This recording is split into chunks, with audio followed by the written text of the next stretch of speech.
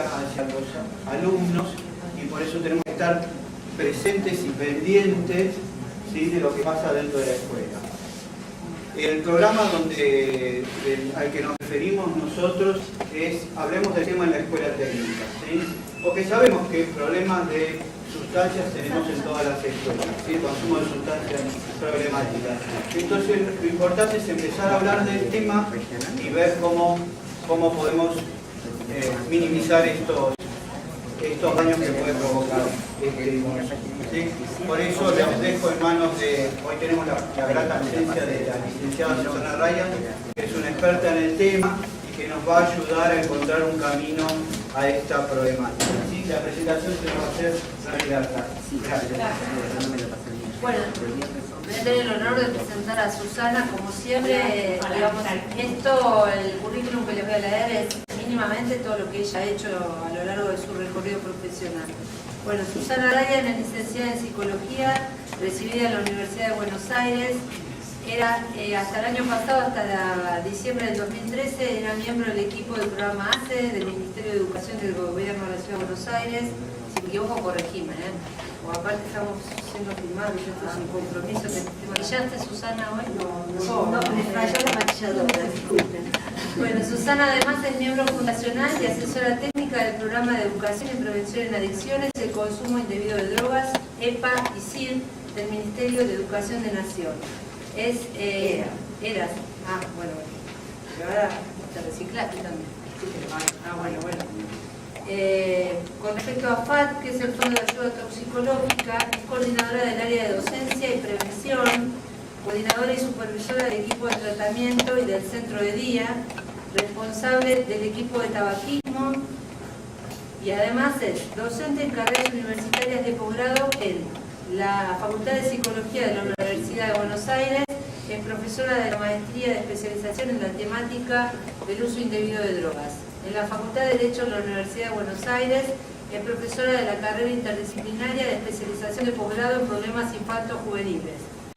En la Facultad de Psicología de la Universidad Nacional de Tucumán es profesora de la carrera de posgrado en especialización en drogodependencia, es profesora y coordinadora del postítulo para docentes en prevención del uso indebido de drogas y tenemos la suerte de contar con ella hoy acá. Le podemos dar un fuerte aplauso a...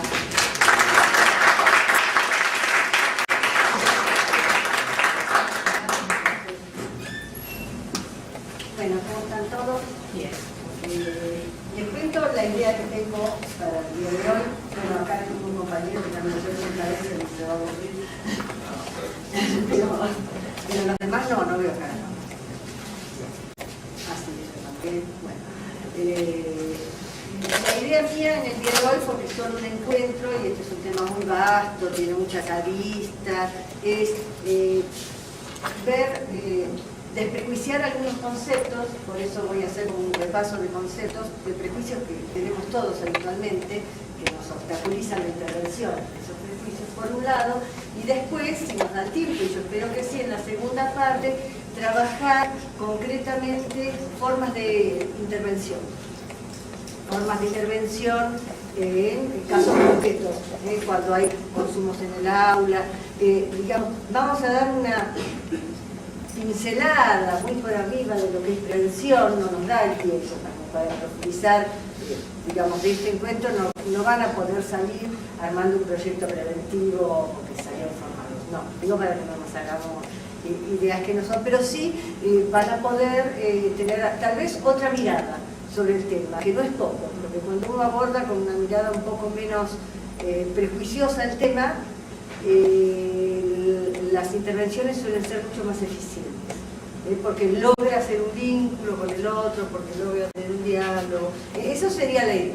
Les pido, yo suelo ser clara, pero si no se entiende me preguntan en cualquier momento, y si hay temas que no estamos viendo y ustedes querían también tener una pincelada de eso, bueno, lo preguntan y vemos cómo lo sumamos, ¿sí? ¿Acordamos en eso? Voy a dividir el trabajo en dos partes. Primero vamos a ver, yo le llamé conceptos básicos, que son como definiciones mínimas que ustedes ya habrán visto varias veces, y yo no se las doy como para que aprendan la definición, sino que se las reitero, porque no dudo que las conocen, para ver cómo realizamos prejuicios en esas definiciones. Este es un tema de muy alta carga moral. Y como todo tema de carga moral nos moviliza, nos da miedo, como que nos perturba. Y hay un mecanismo social que se llama la lógica del enemigo externo, que es un concepto del licenciado Alberto Calabrese, que es actualmente el director nacional de acciones del Ministerio de Salud, que él lo explica con toda claridad. Tenemos la tendencia, los temas con tanta carga moral, a hacerlos responsables de todo lo que sucede. Por ejemplo, me robaron porque estaban drogados, matan porque están drogados.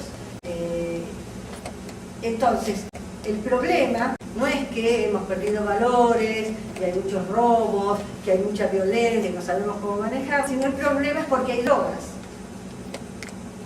Se entiende como estamos viendo. Las drogas, que son un enemigo externo, normalmente vienen de otro país, en el imaginario, porque acá producimos hace rato ya, pero siempre es como que vienen de Perú, vienen de Bolivia. Yo esto lo cuento siempre. A mí me tocó por mi trabajo estar en muchas reuniones internacionales y la verdad que es gracioso ver cómo cada país considera que las sustancias vienen del país vecino. Todos, incluso Perú y Bolivia, que nosotros nos analizamos también. Entonces, esta lógica, todo lo que nos sucede es a causa de las drogas. Es un enemigo externo, viene de otro país, nosotros no tenemos nada que ver, nuestro cuerpo social que era sano, que estaba bien, que era bueno, se ve contaminado a causa de las drogas, y hay mensajes como atrapó la droga, cayó la droga, entró la droga, como que es la sustancia, la responsable, un químico, la responsable de lo que sucede en el cuerpo social. Sí. Y para el cuerpo social esto es muy tranquilizador, porque para mí, como sociedad, y posiciónense bien en el lugar docente, es mucho más fácil pensar que todo lo que nos está pasando, que realmente es espeluznante, es a causa de que hay drogas, es mucho más sencillo, entonces yo me ensayo con las drogas, en lugar de pensar que el tema de las drogas es un problema más de los otros que nos están pasando, que generamos todos nosotros como sociedad. Porque si yo pienso, ¿qué nos pasó que generamos esto? Me tengo que hacer cargo. Y esto nos duele profundamente. Entonces es más fácil instalar el tema en las drogas. Entonces sí, esto lo focalizamos en las drogas, por supuesto las ilegales, porque ahí es donde aparecen los prejuicios. No lo vamos a desmenuzar. A nadie le va a parecer que alguien asaltó a alguien porque fumaba tabaco. Y en verdad tampoco nadie asalta a alguien porque fuma marihuana, porque consume cocaína, sino que además de ser asaltante, consume. Estas son las cosas que vamos a tratar de unir, sobre todo en el ámbito escolar. Esto es en bien macro, donde nosotros tenemos bien poca intervención, salvo que tengamos un trabajo más dedicado a la militancia política, a la militancia social, pero vamos a ver esta lógica, bajarla a la escuela y ver cómo intervenir. ¿Sí? ¿Se entiende lo que digo o estoy...?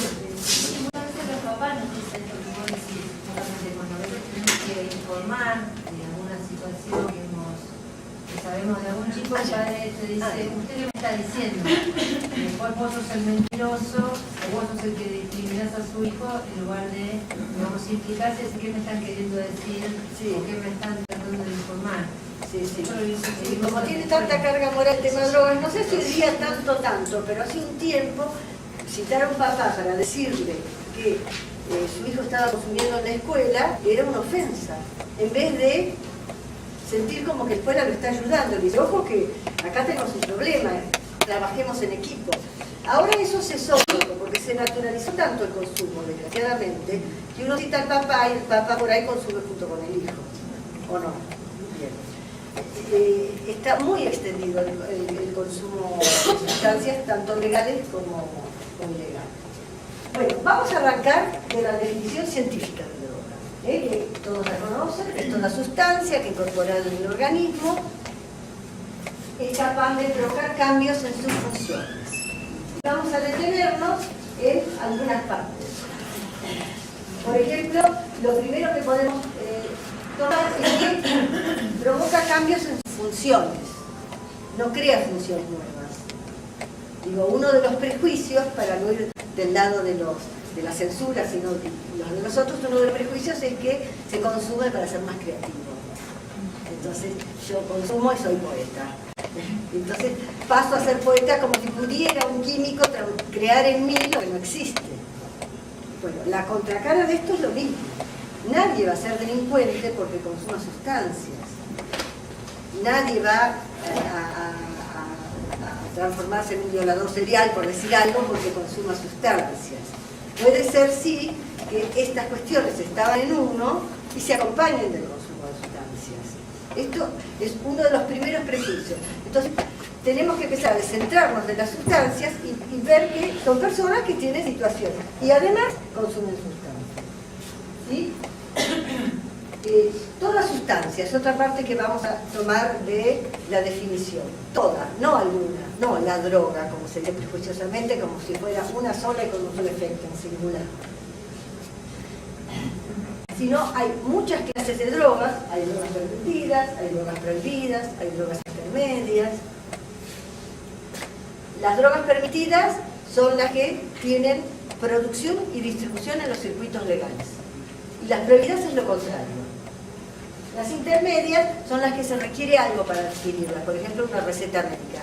Vale decir que también son permitidas o legales, es lo mismo, ¿no? Y las otras son las prohibidas o las ilegales. Habitualmente, cuando hablamos del tema drogas, creemos que son solo las prohibidas. Por ahí el alcohol lo tomamos un poco, pero es muy común, yo trabajo en asistencia también, que vengan padres muy preocupados porque me encontró marihuana a un hijo y que el hijo diga cosas tales como y vos que te empastillas todo el día, y bueno, pero eso es distinto, dicen los padres, este tipo de cosas es muy común y a nosotros como docentes, si hay consumo, ya vamos a ver qué es el consumo problemático, porque también hay consumos no problemáticos de sustancias, si uno está enfermo y le da un antibiótico, no es adicto. Vos decís que está teniendo una prescripción médica. Pero lo que nos tiene que preocupar como docentes no es tanto qué consume, porque no es peor consumir una que la otra, sino que si haya una situación de consumo que lo esté perjudicando, en su escolaridad, en su vida. Porque a veces las situaciones de hecho a veces hay consumos, yo voy a hablar de consumos de droga, pero hay otros consumos, hay consumos de internet, hay consumos de cosas que no son sustancias y también causan la misma problemática. Entonces, una de las cosas que nos permite la definición científica de drogas, la que vimos primero, que es la de la Organización Mundial de la Salud, es entender que drogas son todas, tanto las legales como las ilegales. Y estamos hablando de drogas psicoactivas. Yo di como ejemplo el antibiótico, que no es psicoactivo. Pero ahora hablamos de drogas psicoactivas, vale decir, de drogas que afectan al sistema nervioso central. Por eso provocan cambios en sus funciones, como decía la definición inicial. Vale decir, hay drogas psicoactivas permitidas, intermedias y prohibidas.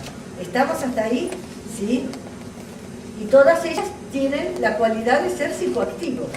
Para que una sustancia sea psicoactiva, quiere decir que tiene actividad sobre el sistema nervioso central. Nosotros decíamos que provoca cambios. ¿Qué cambios puede provocar? Pueden deprimir el sistema nervioso central. Vamos a verlo con ejemplos para que lo entendamos. Los depresores pueden ser tanto legales, intermedios como ilegales. ¿Qué depresor legal se les ocurre? El alcohol es el depresor por excelencia. La persona que toma como termina. Dormida, tronchada. Es más, tiene riesgo, y esto es lo que nos preocupa de nuestros jóvenes, de coma alcohólico. Porque a veces la depresión es tan importante que se ingresa el coma alcohólico, y el coma alcohólico puede tener un paro cardiorrespiratorio por depresión del diafragma. Deja de funcionar. Un depresor intermedio, ¿se les ocurre? O sea, el Valium, el Trapax, el Rivotril, todas las pastillas que se dan. Y depresor ilegal, en nuestro medio se usan pocos depresores ilegales, pero sería el opio, por ejemplo. La heroína. ¿La morfina puede ser también? La morfina es intermedia, la morfina, porque es un medicamento. Acuérdense que si tiene producción en los circuitos legales, o sea, si hay control de calidad, hay que hacer esto. Ahora, el otro día veía por televisión toda una especie de investigación acerca de la ketamina. que es un anestésico, o sea, un depresor, de uso veterinario, que se ha puesto un poco de moda.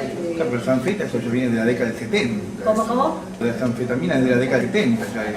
Sí, son más El famoso caso de la estimulantes. Karen Quinn. El compañero abre a los estimulantes, dice las anfetaminas. Las anfetaminas son drogas de producción de los circuitos legales y son drogas intermedias. Se requiere receta, pero en los 70, como bien dice el compañero, porque que una droga sea legal o ilegal, como no tiene que ver con la cuestión química, no es que una droga es prohibida porque es más tóxica que otra, sino por cuestiones culturales, muchas veces por hechos históricos. En los 70, yo tengo la edad de saberlo porque era estudiante universitaria para esa época, eran de venta libre las anfetaminas. Y era muy común que el estudiantado consumía anfetamina para estudiar, para pasar una noche despierto antes del examen. También en esa época, porque hubo un ministro de salud que decidió dejar la venta libre, había un producto que se llamaba Magrin Plus, que era para adelgazar, que eran anfetaminas, y hubo problemas muy serios, porque genera muchísima dependencia la anfetamina. Pero fíjense cómo en algún momento hasta fueron drogas de venta libre. Como hablábamos de depresor, el alcohol. El alcohol ahora sería una droga de venta libre, pero en la época de la ley seca era una droga prohibida. Y no es que ahora es más tóxico el alcohol, y antes era más tóxico. Esto tenemos que correr, que una droga que sea permitida y prohibida no por eso es más o menos tóxica. Tiene que ver con intereses económicos. Si no, el tabaco sería una droga prohibida hace rato. Y no lo es, ni lo va a ser, porque mucho dinero en Dagas, en nuestro país, por ejemplo, quebrarían la economía de provincias enteras, que se sostienen de la plantación, y familias quedarían sin trabajo, fíjense, todo es una cadena. Hay cosas que van bastante más allá de que la droga sea más o menos tóxica. Estimulante ilegal, ¿cuál se les ocurre? Ilegal. Ahora, la cocaína. No, la marihuana está abajo de todo, la clasifican aparte, ahora les voy a explicar por qué. No tiene ningún efecto estimulante la marihuana, ninguno, más bien es más depresora. Piensa en la marihuana cuando fue moda, en los 60, en la época de la Molly, de Flower Power. La cocaína es droga moda ahora, porque estamos en la época de la ley de la selva desde el punto de vista del mercado, solo van a sobrevivir los más fuertes. Tiene que ver cuál es la droga moda con las políticas globales económicas siempre. En este momento la cocaína está en moda y el que accede a la cocaína accede a pasta base, que es el pago, mucho más barata. Y viene de esta lógica de mercado, del consumismo, que solo van a sobrevivir los más fuertes. Piensen, ¿quién más apto? En la bolsa se consume cocaína, no es rupio. ¿Quién más apto que un consumidor de cocaína? No tiene hambre, no tiene sueño, no tiene sed, está 48 horas pegado a las pantallas. Y está bueno que lo veamos, para que no nos horroricemos de lo que hacen nuestros jóvenes, porque nuestros jóvenes no hacen más que poner en acto el que creamos nosotros los adultos. Y si podemos verlo, podemos mover algo. Si no lo podemos ver, no vamos a poder mover nada, porque vamos a dialogar con un joven, con un extraño enemigo, que hace cosas que no debe, y yo no tengo nada que ver. Y uno tiene que empezar, como adulto, a hacerse cargo de las cosas que fuimos generando, desgraciadamente. Vivimos en una sociedad de consumo feroz, hoy se consume todo. Y bueno, hay otro concepto de Calabrese que al adicto ya no lo llama más un desviado, lo llama un hiperadaptado, porque es el que acata el mandato social hasta lastimar su cuerpo, ¿no? ¿Quién es más consumidor que el adicto? La sociedad que nos dice consumir, consumir, consumir, el adicto, tal cual. Dale, dijo, es inconsciente, y todo esto lo generamos nosotros los adultos. Y esto es lo que es el primer paso. Si no podemos ver la responsabilidad que tenemos sobre lo que sucede, difícilmente podamos hacer alguna intervención que tenga algún tipo de eficiencia, porque no vamos a poder hacer ninguna empatía con esa persona que nos resulta problemática, complicada, porque lo vamos a ver como el enemigo externo, como que no tenemos nada que ver con un extraño. Tenemos que tratar de poder verlo más como parte del cuerpo social y que está siendo el síntoma que los adultos fabricamos. Bueno, después están los alucinógenos, que son los que alteran las percepciones.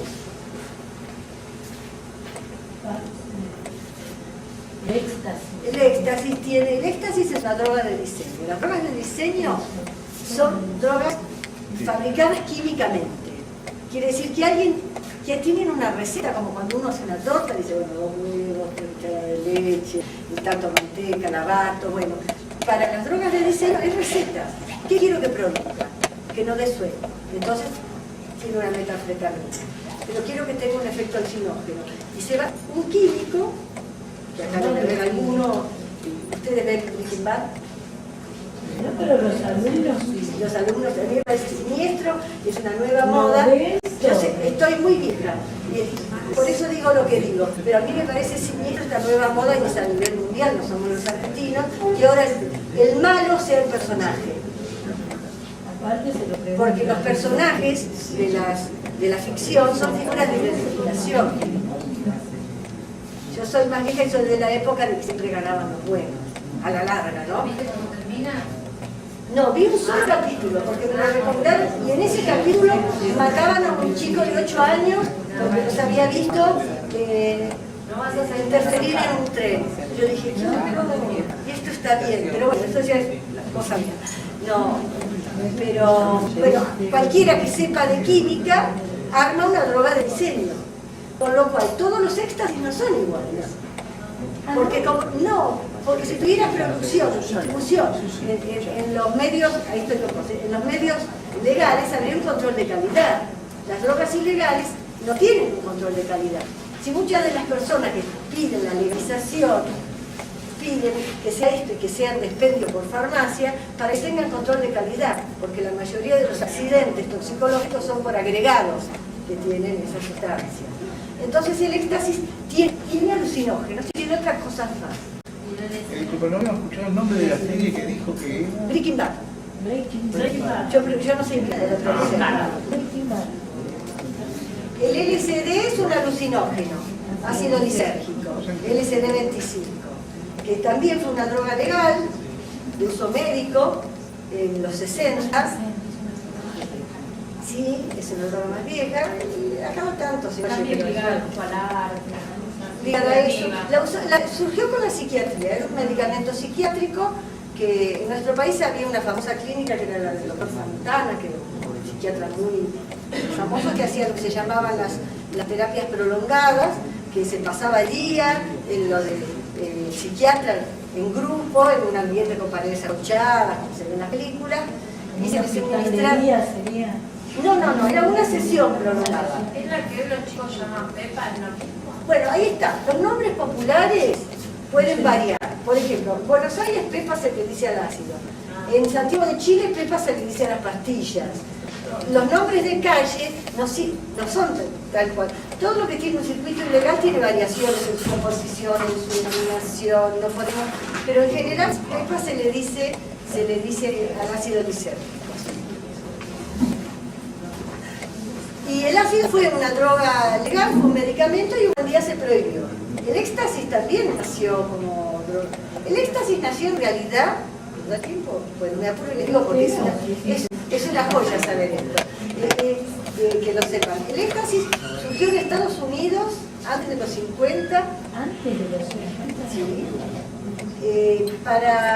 Como pruebas del ejército, para fabricar algún tipo de droga que le permita a los soldados estar en el frente de batalla sin, como a los de Vietnam les daban heroína, finalmente, bueno, se intentó con éxtasis, se desechó porque el éxtasis genera empatía. Imagínense si van a luchar con el enemigo. Claro. Entonces, esto si lo googlean, lo encuentran, ¿eh? Es un capítulo de National Geographic, antiguo, pero está en internet. Entonces, el químico que no le sirvió, lo ofrece a los psiquiatras locales. Y los psiquiatras lo prueban y lo comienzan a usar por mucho tiempo y con éxito en terapias de pareja.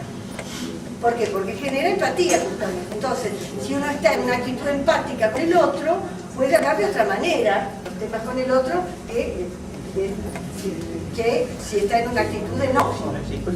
Y después en algún momento se prohibió, y una vez que se prohibió pasó a ser droga de calle, paradójicamente. Porque muchas veces pasa que a causa de la prohibición se expande el consumo, en vez de disminuir. Se prohibió como medicamento, porque los psiquiatras lo armaban como si fuera una receta magistral, y bueno, empezó a haber consumo de calle y sigue. Pero no sabemos si el éxtasis de ahora es idéntico al éxtasis, porque como decíamos antes, lo fabrica un químico y bueno.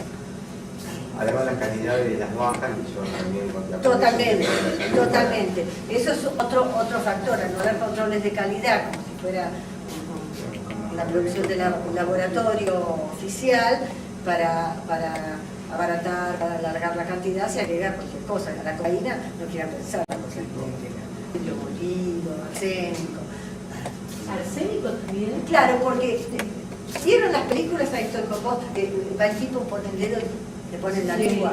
Bueno, para ver si es buena. Si es buena, produce un efecto anestésico. El arsénico también. Entonces, porque el tubo fluorescente, porque tiene la misma textura y el mismo color. Nada más. Como para agrandar. Es terrible, sí. ¿Vieron el tubo fluorescente? No, tiene otra textura, porque es arenosa. Bueno, se encontrará algo menos Sí, porque lo que tratan de poner cosas para... Susana, cuando la gente te pregunta, de atrás no se escucha, ¿verdad? Ah, ¿no me oyen? No, vos sí, no escuchan la pregunta del compañero. Ah, la repito. Bien, voy a repetir la pregunta. Dale, acá había una pregunta. Yo quería preguntar en qué formato viene el éxtasis, ¿cómo viene? ¿Pastillas? El éxtasis, me preguntan, son pastillas de éxtasis, son comprimidos. Porque lo que llaman el SD PEPAS, si tienen cartoncitos, Sí, lo que a mí me habían comentado son la última nueva que tienen, es que se llaman de inocuo. sí, son unos cristalitos como se puede absorber por mucosa. El éxtasis dice que se pone, algunos se lo ponen en el ojo, son como pequeños cristalitos que la mucosa los absorbe, se puede poner bajo la lengua o me lo puedo poner en la mucosa del ojo. De excentricidad nomás, ¿no? Porque Pero como que es más rápido el efecto. y por la mucosa, sí, bajo la lengua es lo mismo. Sí, pero son como ciertas variantes.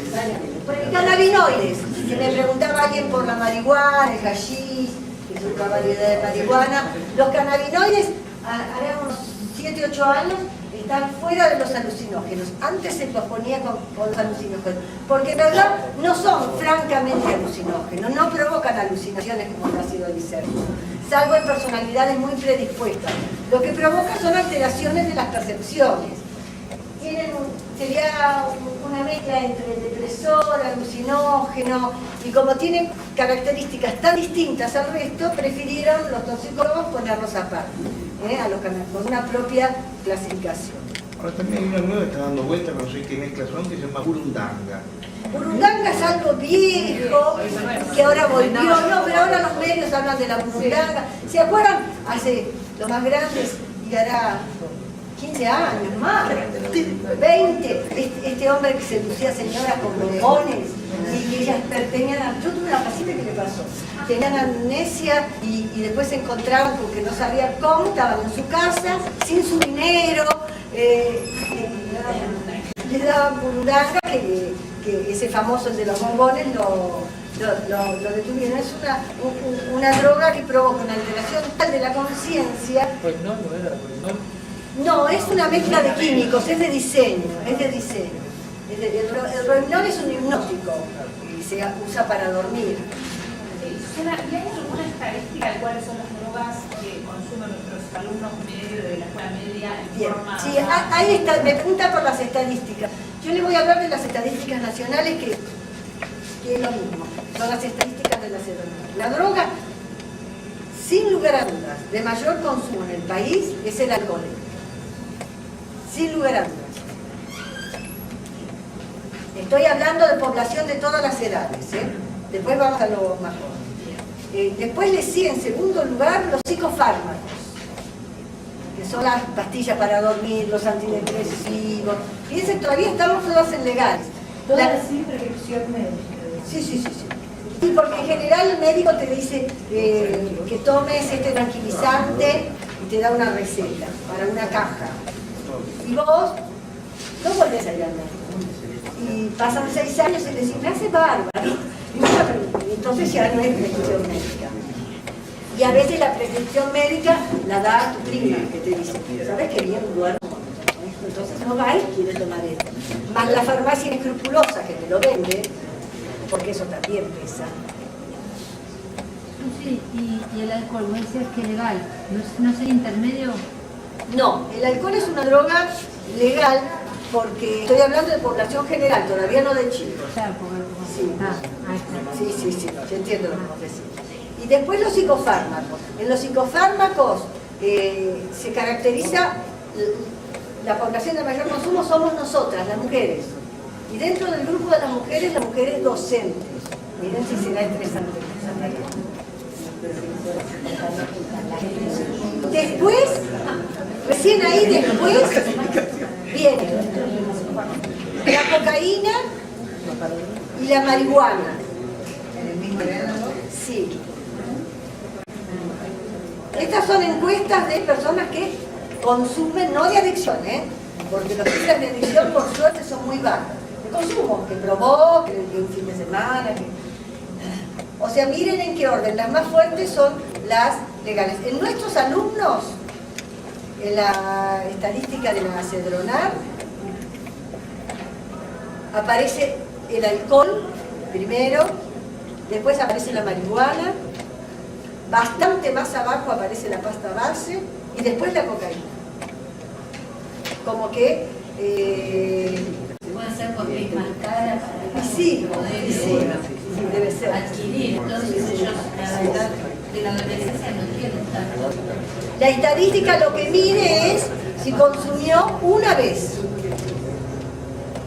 Por lo menos una vez. La pregunta es, en la encuesta escolar, por lo menos una vez ha consumido. O sea que no significa, pero miren, en pasta base de cocaína es el 0,2%. Es una cifra, por suerte, baja. De chicos escolarizados, porque si tomamos a todos los chicos que no está estandarizado esto, se va la estadística a cualquier lado, porque muchísimos de los desescolarizados que no están censados son consumidores de pasta base de cocaína. Y aparte es difícil también, calculo, mantener la escolaridad. Totalmente. Más o menos pueden ver que esto de decir la droga es ridículo. Miren la cantidad de variedad de drogas con efectos diversos, unos suben, otros bajan, otros alteran las percepciones, hay legales, hay ilegales, hay intermedias, es todo un abanico. Sí, dale. ¿Quién era la pregunta que me la olvidé? No, yo perdón, porque dijiste que eran las mismas pasta base de la proporción estadística con cocaína que marihuana. En población general. Sí, está en el discurso también esto de que con una la suben y con la otra baja. Sí. ¿Es así? Sí, es muy común que, miren, yo atendí muchas personas por consumo de cocaína, se consume hace muchos años en el país, y pasta base de cocaína también. Yo en los 80 ya tenía pacientes que consumían pasta base de cocaína, solo que no lo llamaban Paco, lo llamaban lata. Pero era lo mismo, porque la quemaban en una lata. Pero es muy común en el que consumen especial cocaína más que pasta base, que el que consume pasta base tiene otro estilo de consumo porque por ahí es como más pobre, porque el efecto es muy breve, entonces no tiene tiempo ni de pensar. En cambio, el que consume cocaína por unas horas es muy común que consuman alcohol. Entonces, suben con la cocaína, bajan con el alcohol, y el tratamiento toxicológico, no el psicológico, el toxicológico te preocupa mucho más por el alcohol que por la cocaína, porque la dependencia alcohólica es muy fuerte. Entonces hay que hacer todo un tratamiento de droga reemplazo a causa del alcohol para que dejen, ¿no? Más que la cocaína. Por eso les digo que una droga sea legal o ilegal no es que sea más tóxica o menos tóxica. El alcohol también es una droga muy complicada en mal uso. Maradona había hecho para poner fin dejando, fue cambiando al alcohol para poder dejar la cocaína. Bueno, eso es una pavada, porque nadie... sí, pero dice que Maradona dijo... Lo mintió Clarín. Dice que Maradona dijo dijo que para dejar la cocaína pasó al alcohol. Es una... Fueron artículos. No, pero es una aberración, porque si yo quiero dejar un estimulante que me da síndrome de abstinencia, tengo que reemplazarlo por otro estimulante. Y me hubiera dicho, en vez de la cocaína se toma 2 litros de café por día, yo puedo entender, porque son 2 estimulantes. Pero lo que sucede es que normalmente se consume cocaína y alcohol. Tal vez él empezó dejando la cocaína, siguió solo con el alcohol y después fue bajando del alcohol. Eso es otro cantar. Pero que el alcohol, claro, pero que el alcohol haga dejar la cocaína no. Es lo mismo que en Uruguay, que el presidente había dicho, después el secretario de Drogas lo dijo, que a mí me parece bien lo que hicieron con la marihuana. Ya tienen un registro de quienes consumen, les ofrecen salud.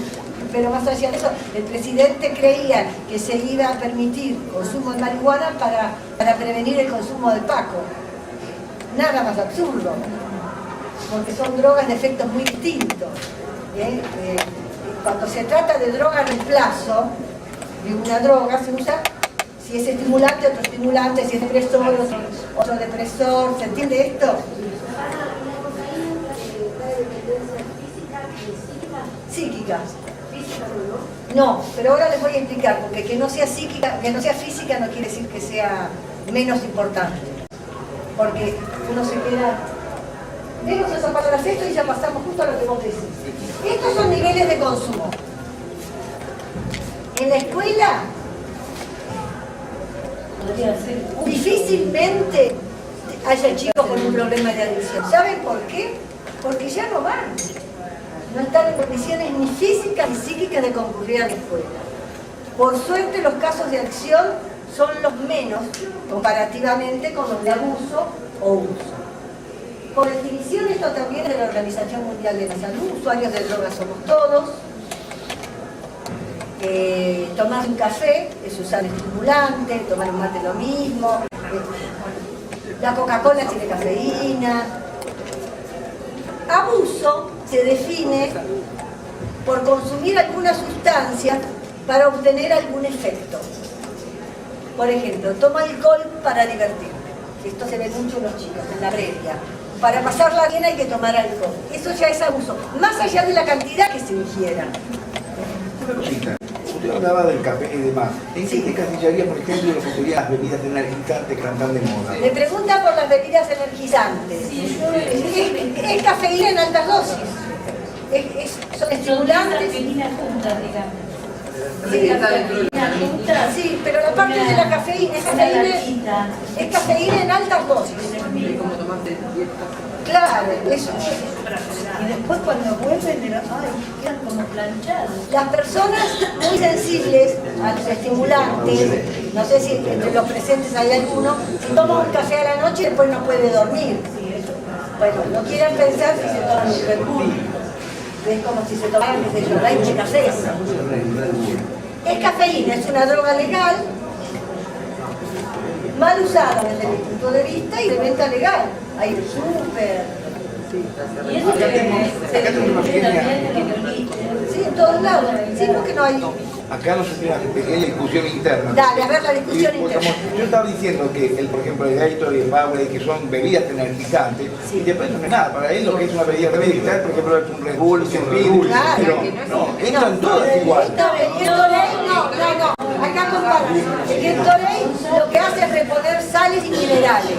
No tiene ninguna sustancia psicoactiva. En cambio, las bebidas que tienen cafeína, la cafeína es una sustancia psicoactiva. La orina también, porque la orina También. Sí, tiene. Pero no, el Gatorade no, es otra cosa. Repone sal, energiza a quién está deshidratado por una descompostura o lo que sea, le repone sales minerales. O eso de ejercicio físico, parece que el Gatorade no es tóxico, no podría ser nunca tóxico. Ah, sí. No, porque dicen que son isotónicas, no son. Tienen mucha sal, a un hipertenso no le haría bien, pero digamos no tienen una psicoactiva. Bueno, Dicen que el Powerade es algo distinto al Gatorade. que perjudican la salud y que no se lo debe tomar. ¿Y no será la sal, lo que dice la compañera? No sé, pero fue una denuncia hecha. No lo sé. Le pregunta la diferencia entre el Tintoré y el Pomerol. ¿Cómo es Pomerol? Yo no lo sé, no le sé decir. No le sé Que no decir. se consuma, es de Coca-Cola. No le sé decir. Coca-Cola es la calle. Eso le dice La competencia. Lo importante, lo que hay que decir a los chicos también es el peligro de mezclar bebidas energizantes con alcohol, porque la bebida energizante enmascara los síntomas de la depresión del alcohol, siguen tomando alcohol. Es que justamente toman, acá habla del peligro de tomar energizantes y alcohol que hay que explicarle a los chicos. Es que los chicos toman el energizante para poder seguir tomando alcohol. Y si se pasaron, claro que es abuso. Y si se pasaron de energía, toman el alcohol para bajar, si juegan con su cuerpo. Sí, claro, eso es dañino, por supuesto. El sistema nervioso queda en estado de shock total. Claro, sí, claro que es dañino. Pero desgraciadamente esa es la intención con que lo toman. No es que no sabían, sí sabían. Directamente los boliches te lo venden, el trago es ¿Te lo venden? con vodka. Sí. Por eso lo que hay que fomentar es una conducta responsable de los chicos. Creo que hay algunos distritos en Estados Unidos que están empezando a Sí, puede ser. muy puntual. Puede ser. Muy puntual, campañas Lo que hay que fomentar en los chicos por estas razones es la responsabilidad, pero no asustarlos, porque se ríen de nosotros cuando los queremos asustar y decimos, vos te vas a morir. Así. Ustedes no sé si sabían, pero los adolescentes son inmortales. Tienen eso sello en su aparato psíquico. Entonces, decirle que te vas a morir. Claro, entonces lo que tenemos que apelar es a la responsabilidad. Eso se llama, hoy no nos da el tiempo de verlo, pero son líneas preventivas que son de reducción de riesgos y daños. Si vos le decís tolerancia cero, no tomes alcohol, tampoco te va a hacer caso. Pero si vos tratás de educar en que se tome alcohol con bebida, de manera social, que intercale con agua, que si está en un boliche salga un rato a tomar aire y vuelva, te escuchan de otra manera, porque no lo estás censurando, estás tratando de darle una mano. En esa línea va la cantidad de papás que dicen prefiero que la previa la hagan en casa y le abra yo la botella de cerveza porque sé que es lo que está tomando y sé cuántas no son, por lo menos, claro, posiblemente. Puede haber un poco de... O también uno se sorprende cuando escucha por ahí de chicos muy chicos, de 14 o 15 años, que se reúnen en casa donde se habilita el alcohol. Bueno, a mí no deja de sorprenderme, porque lo que estamos haciendo es... 15 años se están habilitando el alcohol. Sí, está bien lo que dice la compañera, está hablando de una cuestión más ideológica. No estoy diciendo que lo estoy diciendo yo, estoy diciendo lo que a uno le llama la atención. Le llama la atención. Y si viene, digamos, desde esta línea, desde decir, bueno, lo que pasa es que estamos habilitando el uso de alcohol cada vez más pequeños. En verdad, pero ¿quién lo toleraría ahora? No tiene familia, no tiene cosas. Un padre que hace eso. Sí, Claro. Pero en verdad no habría que tomar alcohol hasta después de los 18 años por una cuestión de que se termine de mielinizar el sistema nervioso central. Pero se están viendo chicos de primer año que ya están entrando. Sí, ya lo sé, no dudo, ya lo sé, que los chicos chiquitos y lo estamos naturalizando mucho los adultos, sí. Por eso hay muchos de nosotros, los adultos, para pensar, en vez de mirar todo. Y eso de la previa también es medio engañoso, porque mientras están bajo tu mirada, pero después se van, o sea, siempre van a zafar el control. Es como que incrementa, después lo siguen haciendo en otro lado. Eso ya es la decisión de cada familia. Yo no lo hubiera hecho. Mis hijos ya son grandes, pero si hubiera estado en esta época, no lo hubiera tolerado en mi casa. Pero bueno, son posiciones. Son posiciones. Bueno, y adicción, lo que decíamos antes, así vemos los 3 niveles. La adicción es algo bastante más complejo. El que es adicto no puede parar de consumir, no puede. Consume todos los días, varias veces en el día. Si no consume tiene síntomas. Y se puede ser adicto a drogas legales como ilegales. Digo, para ver cómo nosotros los adultos nos podemos encontrar en cada uno de estos. La mayoría de los consumidores de tabaco son adictos. ¿O no? Porque no es que dicen, bueno, por una semana no voy a fumar porque estoy... No puede, tiene bronquitis y se prende un cigarrillo y se ahoga y lo apaga y intenta al rato porque Se pone parches de nicotina. Es la droga reemplazo, claro, está bien, se deja... Para dejar de fumar hay buenos tratamientos, los parches de nicotina, hay en todos los hospitales públicos hay tratamiento ahora para tabaquismo con un antidepresivo o parche que bloquea los neuroreceptores de nicotina. ¿Cuál es el antidepresivo? Champix se llama. La droga... No sé si es el nombre comercial. No lo sé. Pero es carísimo, por eso si alguien quiere dejar de fumar, vaya a un hospital público, porque es muy caro, vale como 1000 y pico de pesos la caja, y te lo dan en el hospital. Así que aprovechenlo. O sea, siempre que esté dentro del tratamiento. Claro, hay distintas opciones. Si evalúan que para vos esa es la mejor opción, te lo proporciono. Sé que los grupos de Durán, muy buenos, excelente.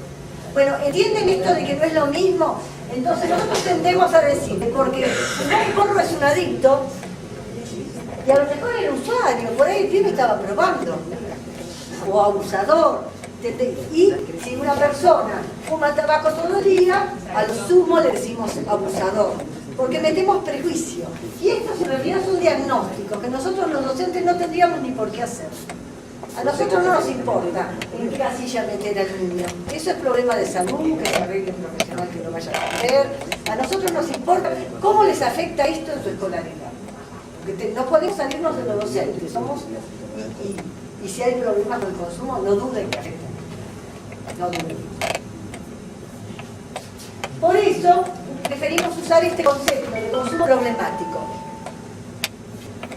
Se lo voy a decir sintéticamente para no excedernos en el tiempo, pero son consumos que afectan la salud o las relaciones sociales primarias, o sea, la familia, secundarias, la escuela, que generan problemas con la ley, con él lo detuvieron porque se la pagan o porque estaba con una ilegal, que puede ser ocasionalmente el problema o crónicamente. Problema. Ocasionalmente es como un día tomar de más o lo que fuere, y crónicamente es cotidianamente. Pero lo que nos debe importar es que este consumo causa problemas. Y entonces nos vamos a ocupar de los problemas, no del consumo. Del consumo se va a ocupar el profesional de la salud. Que por supuesto veremos la forma de intentar que llegue. Que no siempre se tiene éxito. Eso también hay que saberlo, porque si no, yo no les quiero vender ilusiones, ya está, es todo fácil. No, la gente para empezar el tratamiento a veces necesita darse un borrazo muy fuerte. Otras no, pero algunas veces sí. Y bueno, hay que esperar que llegue ese momento, pacientemente. Algo que siempre digo, cuando uno le sugiere a un chico que haga un tratamiento, y el chico no quiere, y dice, mirá, te vendría bien en tal lugar, lo que sea. No, profe, y se va. No se sorprendan, si uno lo hizo de corazón, que años después el mismo chico venga y diga, profe, usted había dicho, ¿se acuerdan? Porque estas cosas les quedan. Lo que pasa es que a veces se toman inmediatamente y otras tardan años. 4, 5. Bueno, ¿me queda claro el concepto? No lo profundizo para no detenernos porque quiero después explayarnos más en lo que pasa en la escuela. Bueno, por lo cual, las adicciones serían solo un consumo más problemático. Las adicciones siempre son un consumo problemático. Pero hay otros consumos problemáticos que no son adicciones, como decíamos, ocasionalmente. O sea que pensar solo en adicciones estamos pensando chiquito, estamos pensando limitado. Como docentes tenemos que pensar en cualquier tipo de consumo que cause una problemática. La idea sería eso. Bueno, eso no. ¿Les queda claro esto? ¿Los consumidores de sustancias somos todos? Sí. Y algunos de estos consumos pueden ser problemáticos, otros no. Si incluimos todas las drogas, todos los niveles de consumo, hasta incluso a veces se hacen problemáticos consumos con prescripción médica. ¿Nunca les pasó que un medicamento les hizo mal y se lo tuvieron que cambiar? O hay medicamentos que hay necesidad de tomar y te dicen, bueno, pero mientras lo tomes no puede manejar, no puede usar máquinas, no puede se torna puede tomar problema. alcohol. No puede tomar alcohol. Bueno, en general cuando se da medicación psiquiátrica, de la que sea, son los fármacos, la medicación psiquiátrica, que en nuestro país desgraciadamente la puede indicar cualquier médico, y eso está muy mal. En eso me saco el sombrero con los uruguayos. Para una medicación psiquiátrica hay que ir a un psiquiatra en Uruguay. Y está bien. ¿Qué sabe el neumonólogo? Me ve ansioso y me da un Rivotril de mi aparato psíquico. Eso lo sabe el psiquiatra. Pero bueno, tenemos nuestro país, a diferencia de otros, tenemos mucha automedicación, muchísima, mucha naturalización del consumo y le damos potestad a todas las especialidades de cosas muy específicas, pues serían los psicofármacos. Al menos hubo una modificación hará unos 6-7 años. Antes hasta los dentistas podían indicar un psicofármaco, tranquilizante, ya no. No, pero está bien, está muy bien. Y en verdad tendría que ser, y si uno siente que necesita un psicofármaco, está bueno que consulte con el psiquiatra. Pero el dentista no te puede indicar, por ejemplo, luego de una operación... Un analgésico. Un analgésico. Sí, pero un analgésico no es un psicofármaco. Un psicofármaco es o un depresor. Psicofármacos son, te digo, nombres comerciales. Rivotril, clonazepam, lorazepam. ¿No lo consideras analgésico? No, el analgésico no es un psicofármaco. Sí, te debe dar. Porque una operación te debe dar. Si no, no lo querés nunca más. Claro, pero el siguiente paso sería mejor, como que hizo la campaña de que no haya más propagandas de tabaco, tampoco haya más propaganda en televisión de analgésicos y todo eso. Totalmente. Porque eso incentiva también a la automedicación. Totalmente incentiva la automedicación. Vivimos en una sociedad que nos está ofertando cosas todo el tiempo y nos censura cuando adquirimos las cosas que nos ofertan. Pero no nos olvidemos que la sociedad la formamos todos nosotros. Porque uno sí habla como un concepto abstracto, la sociedad, como si fuera algo superior, que decide por todos nosotros. En verdad, no hay norma que se sostenga si el cuerpo social no la acepta. No hay manera. Es más, tiene un nombre, un derecho, eso se llama desuetudo, que está la ley escrita y nadie la cumple. Entonces la ley cae. Vale decir que para que una norma o ley funcione tiene que haber un consenso social. Y esto lo tenemos que tener bien presente, no es que se nos imponen las cosas.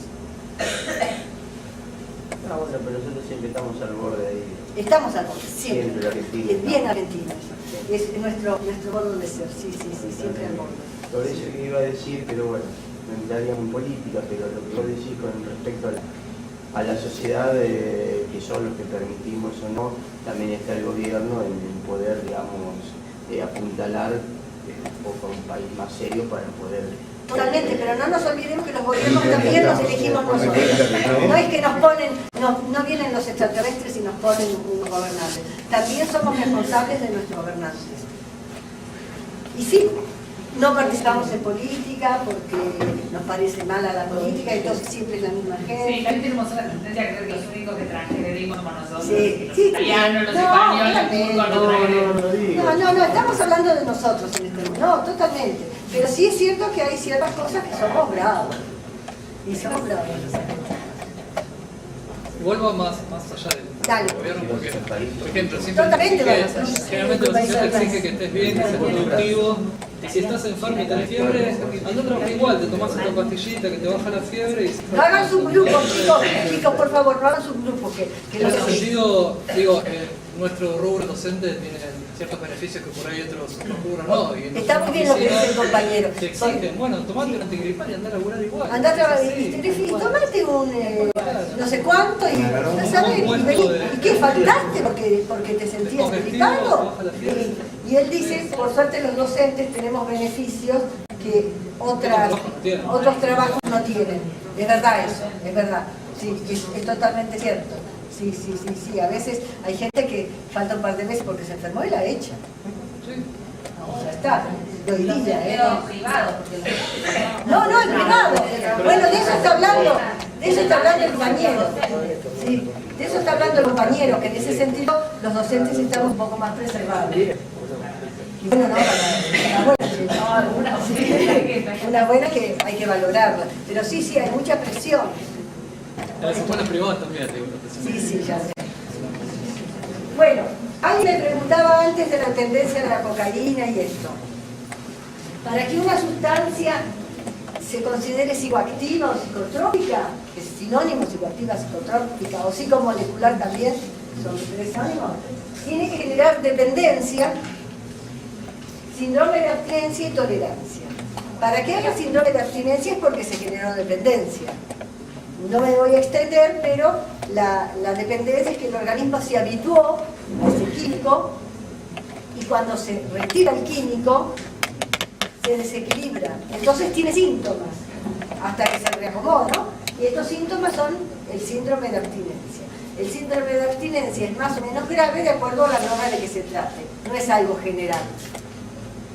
En el caso de la cocaína, y de paso le respondo a la compañera, la dependencia, los médicos dicen, puede ser física o psíquica. Y o. Física es cuando en el síndrome de abstinencia los síntomas son claramente corporales. Que tiene convulsiones, vómitos, diarrea, sudoración.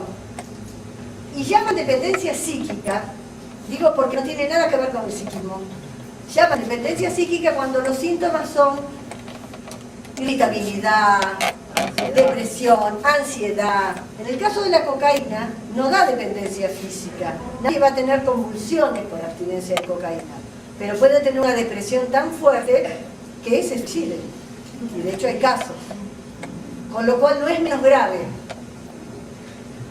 Ahora, dentro siguiendo con la pregunta de la compañera, dentro de los gradientes de las dependencias, si ustedes agarran un manual de psicología van a encontrar un cuadro que la droga, dice dependencia física. Entonces hay moderada, alta, media, lo mismo con la psíquica. Entonces hay gradientes, hay drogas que generan más dependencia y otras que generan menos. La dependencia psíquica de la cocaína es alta. ¿Qué quiere decir? Que la abstinencia va a ser importante, aunque sea desde lo emocional, y que rápidamente va a generar dependencia. Consumir de continuo todos los días durante 10 días ya va a tener dependencia. Que por ahí con otras drogas le requiere más tiempo. La nicotina, por ejemplo, da dependencia física y psíquica, las dos. El alcohol da dependencia física y psíquica. La marihuana da solo dependencia física leve. Vale decir que nadie va a hacer un intento de suicidio porque tiene síndrome de abstinencia de marihuana. Con cocaína sí. Por eso varía de droga en droga. Eso es muy específico, es muy de los toxicólogos. Digamos, es ocioso que nosotros digamos, ay, tiene abstinencia, ¿qué hago? Nada, si uno lo ve mal, llama al médico y el médico sabrá qué hacer. Porque requiere un conocimiento de toxicología importante de cada sustancia, qué consumió, con qué lo combinó. Todo eso no vamos a meternos en eso porque además es un sobreesfuerzo para nosotros que tendríamos que hacer otra especialidad nueva. Es innecesario, para eso está el médico. En la escuela, si hay un chico que ustedes presuponen que le pasa algo de esto, me lo llaman a avisar. Y el médico ve. Bueno, y la tolerancia, que es la